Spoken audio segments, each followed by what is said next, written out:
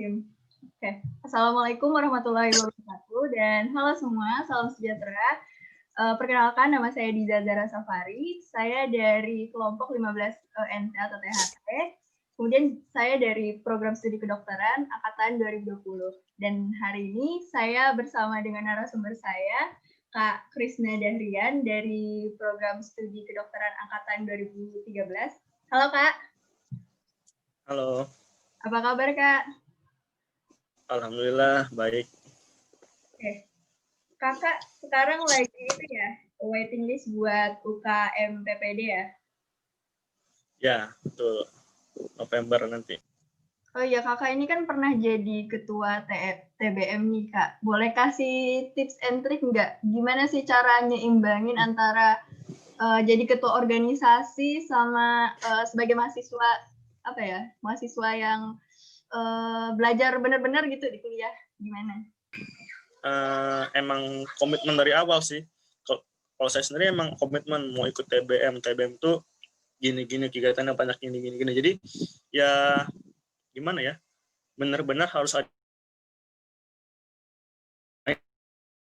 jalan atau pacaran mungkin itu benar-benar ya di korbanin gitu, karena nggak bisa kita kayak teman kayak orang-orang lain yang pas malam minggunya dia jalan, kita harus ikut acara, belajarnya juga harus disempat-sempatkan. Jadi ya gimana pinter-pinternya kita buat memanajemen waktu. Nah itu caranya adalah tentunya harus ada yang dikorbankan, nggak bisa semuanya berjalan bersamaan.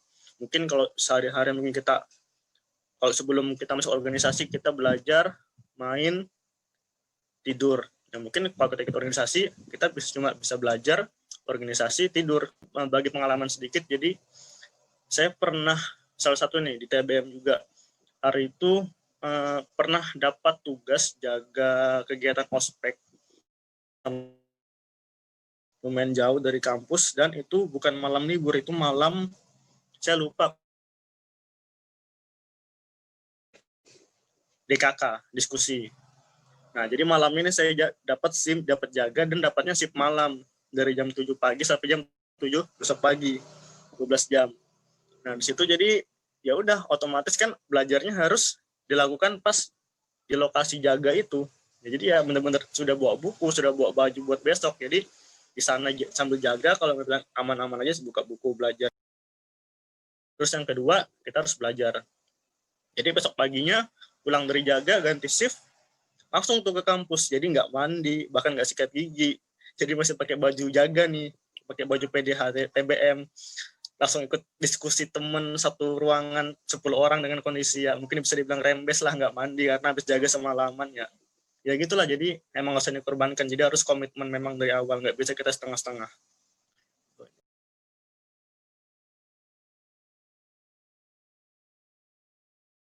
Entah kalian yang masuk kedokteran karena emang niat, karena terpaksa, atau karena hoki, ya pada akhirnya apapun niat kalian, waktu kalian sudah masuk ke kedokteran ya jalannya semua sama. Jadi dan tujuannya juga sama gitu. Jadi apapun niatnya tetap yang harus kalian lakukan tuh sama gitu. Jadi tetap serius, tetap belajar benar-benar. Belajarnya bukan hanya belajar teori aja, bukan hanya belajar materi aja, karena kita di sini didik untuk menjadi seorang dokter gitu, bukan nggak kayak orang anak-anak fakultas lain yang umum kan di mana-mana. Kita di sini suatu profesi yang serius, yang dihadapi juga nyawa, terus kesehatan orang yang nggak main-main gitu. Kalau orang-orang kan mungkin kerjanya hanya kantoran, hanya urusannya hanya dengan kertas, dengan laptop, dengan sesuatu yang sifatnya fleksibel, nggak berurusan dengan nyawa seorang gitu. Jadi ya tetap belajar serius, jangan main-main lah, karena ya biaya juga mahal kan, UKT juga mahal. Makin lama kalian lulus ya makin lama kalian bayar, makin banyak yang kalian keluarkan. Dokter aja, tapi harus ada sesuatu lain, minimal satu yang harus kita punya, ibaratnya suatu kelebihan lain yang harus kita punya selain jadi dokter. Jadi dokter yang plus gitu ya, apapun itu, entah dalam bisnismen, dalam kegiatan apa, bukan dalam seni, apapun lah. Jadi jangan, atau mungkin dokter-dokter yang lebih menonjol di suatu satu ilmu, mungkin kayak atau kedokteran yang kamu jago untuk menangani cedera-cedera atau mungkin yang ke bencana-bencana. Jadi salah satunya dengan organisasi. Nah, itu harus kalian punya juga sebagai seorang nanti. Kan nggak mungkin kan kalian nanti ngobatin orang, karena kalau sekarang sendiri kita jadi seorang dokter itu yang paling utama untuk ngadepin, apalagi dengan berita-berita yang beredar selama ini, masyarakat juga sudah mulai pandangannya terhadap seorang dokter itu sudah macam-macam kan, nggak kayak seperti dulu lagi dokter yang diagung-agungkan. Sekarang itu yang paling penting itu komunikasi.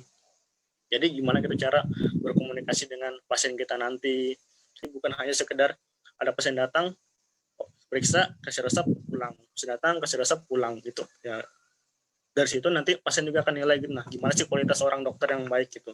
Nah salah satunya dengan organisasi, kita di situ dilatih memang bagaimana komunikasi, bagaimana berinteraksi dengan orang, bagaimana kita, apalagi nanti orang-orang kalian-kalian yang mau ambil spesialis sekolah lagi, otomatis kan itu lebih capek gitu, apalagi kalau PPDS itu lebih capek daripada koas. Nah.